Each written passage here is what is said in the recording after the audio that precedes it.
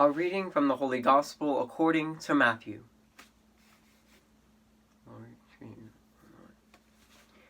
At that time, Jesus withdrew to the region of Tyre and Sidon.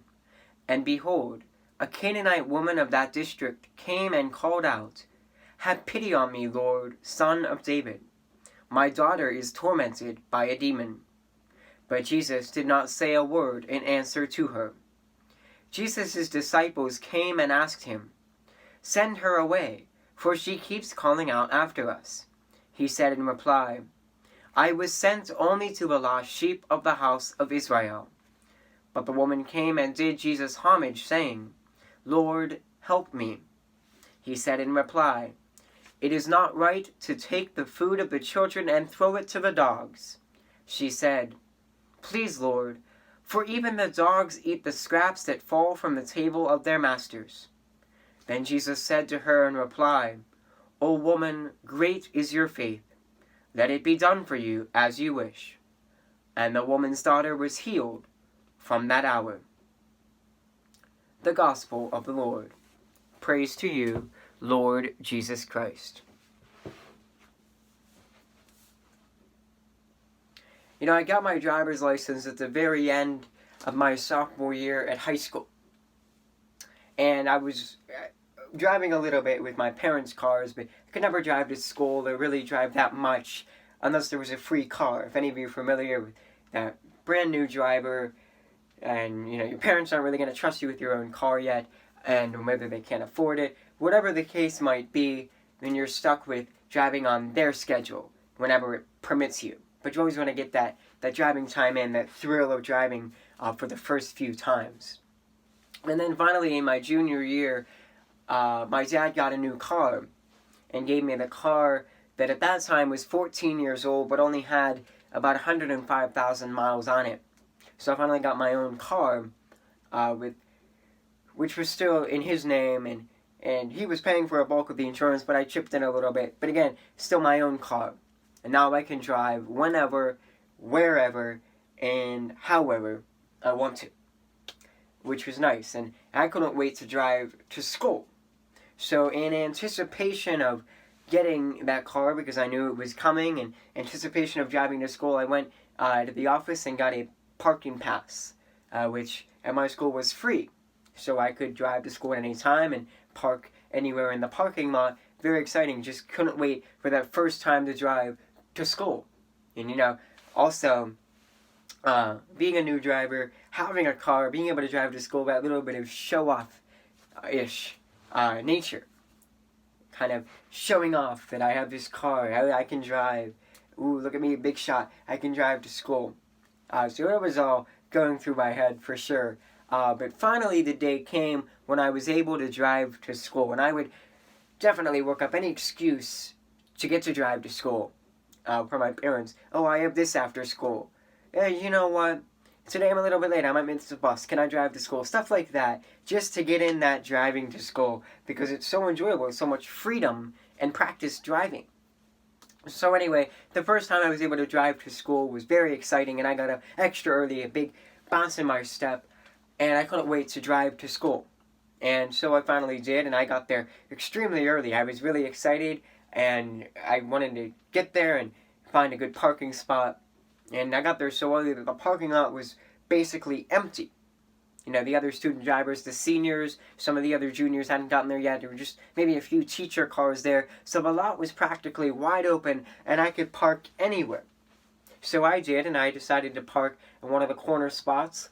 And, got out and went into the school and left my car there. And I couldn't wait to drive it home after school, where more people would be able to see me getting into this car and driving away, like the big shot that I was, in my head, of course. Halfway through the school day, I was confronted by this senior in my hallway, a guy that I had known. We went to the same elementary school and ended up the same high school, so I'd known him for a long time, and we were pretty close, kind of close. So he stopped me in the hall and he's like, "Yo, Dale, did you drive to school today?" And I'm like, "Yeah." And he's like, "Hey, could you park in a different spot from now on?" And I was taken aback. I must have parked in his spot by mistake. Because again, I didn't know where people typically parked. I didn't know that it was kind of a right of privilege to park in the same spot every day, and that's what people like to do. But I guess that's true. And so I was like, yeah, no problem, man. And I then spent the rest of the day looking out the windows and seeing, okay, now the parking lot's pretty full. All the teachers, all the seniors, everyone who can drive is here. Where is there an open spot that can be mine and that I can park at from now on? So I found a good spot and kept that spot as mine, away from all the other drivers who might confront me, again, for parking in their spot. But it was a really nice confrontation, very nice, polite, just, hey, yo, can you park in a new spot? You're in my spot kind of thing, and no big deal about that. Probably better, but I knew the person instead of someone that I didn't know so well, someone that might have picked a fight, in a sense. But anyway, the moral of the story is that, yes, in life, we have our own parking spots. We have our own assigned seats where we sit every day. We have our own routines in life that we don't like to be hindered. We don't like them to be infringed upon by an outsider, by a stranger, by a foreigner, by some big shot who just got his license. We don't want somebody new taking what we have gotten into the habit of doing every day for years now. Whether that be parking in the same spot, whether that be sitting in the same seat for lunch, or possibly even the same seat in the same pew every week for Mass. We've all had these instances where, yes, we sit in the same seat, we do the same routine, we park in the same spot, and then there's that one person that has the nerve to park in my spot, to sit in my seat, or to sit in my pew. And what do? We're given two choices. Naturally, we can either confront them, whether that be peaceably, nicely confronting them, or making it a show. Or we could just walk away and let them sit there, let them take that spot, and hopefully tomorrow they won't. We're always given those two choices. But you see, the same is true in today's gospel reading. We have this outsider, this Canaanite woman coming and trying to get the attention of Jesus, trying to get him to perform this miracle. And who doesn't like this? The disciples, the apostles. These people didn't like this outsider coming and stealing their thunder, stealing their fame, stealing their moment of glory. Get away, woman. He doesn't want to be bothered. Go. This is not your time. Go away. Leave us alone. They were very hostile toward this woman. Which is, again, understandable because she was an outsider, but they could have been more welcoming. And I think that is a challenge for all of us, where we can be more welcoming, we can be more hospitable, we can be more understanding when someone takes our parking spot, when someone sits in our seat for lunch, whenever someone sits in our pew. And let them, instead of making a big show, because most likely they're new at driving. Or maybe they're new to the company, and they don't know where to park. They don't know where to sit for lunch. Maybe they're new to a school, and they don't know that that's your lunch seat in the cafeteria. Or maybe they're visiting this parish. They're vacationing here, and maybe they've never come to this church before, and they just sat in the closest pew. And you, who come 5 minutes prior to Mass, who think that seat's always going to be open, might lose out every so often. Again, we're given two choices whenever someone infringes upon our habits and our routines and what we seem to think is ours. We can either confront them and make them move, or we can just let them be. And unfortunately, the disciples tried the first option today. They tried to get the woman out of here. Move. Get out. You're in our spot. You're in our seat. This is our time with Jesus. But no, luckily, Jesus, after this woman was very persistent, she persevered a lot. She was determined to get her daughter healed. Eventually, Jesus saw her and healed her daughter and made the time for her. You know, this woman is described, the only description of her, other than that we can infer that she's persistent, the only description of her is that she's a Canaanite woman of that district. A Canaanite woman, which in essence means she's an outsider. She's an outsider to these Jews, to these early Christians who are Galileans and fishermen.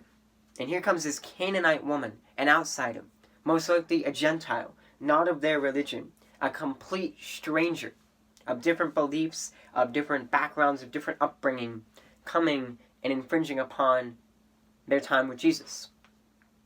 You say the same is true with us when we're confronted with an outsider, especially in our parishes, maybe in our place of work or business or in our schools, but especially in the church sense. If we want to really hone in on the church and how welcoming we actually are as a parish community.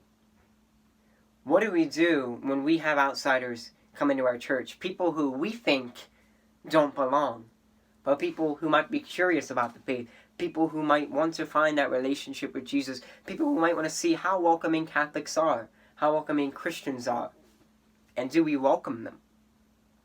If you see a person coming in full Jewish vesture, the Orthodox Jew coming in all dressed up, or somebody of a different faith, and you can tell that they don't necessarily belong, but maybe they're curious. Maybe they want to find Jesus. Maybe they want to see what Catholicism is all about. Maybe they do belong. How quick we are to judge. How quick we are to be hostile, to be unwelcoming to them. What happens when we see a couple of the same gender walking in and holding hands to our church? Do we freak out?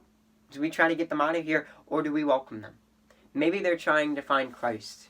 Maybe they're trying to experience what we experience in the Eucharist. And maybe they're trying to see what Catholicism is all about. What happens when we see someone that, for us, doesn't meet our standards? For someone who, for us, is an outsider. They don't belong, in our words. When in essence, everyone belongs. As Jesus took the time for the Canaanite woman, the outsider, the person of different beliefs, the person of different viewpoints in the gospel, in the time that they were living in. He took the time for her. He welcomed her, even though the disciples, even though those around him were not. What happens when we see someone walking into church wearing political garments? Maybe a hat, maybe a shirt, maybe something else that shows their political affiliation, and it's opposite yours. What do? Again, we can be hostile or we can be welcoming. We're confronted with these choices every time we have someone, an outsider, coming in to our church or to our schools or to our homes or to our families. We can be like the disciples and tell them to get lost. You don't belong here. This isn't your turf. Or we can be welcoming. And we can welcome them into our circle of friends. We can welcome them into our parish. We can welcome them into our family with open arms. And with love and with compassion. And with curiosity. What are you all about? Tell me more about you, your beliefs, your customs, your religion.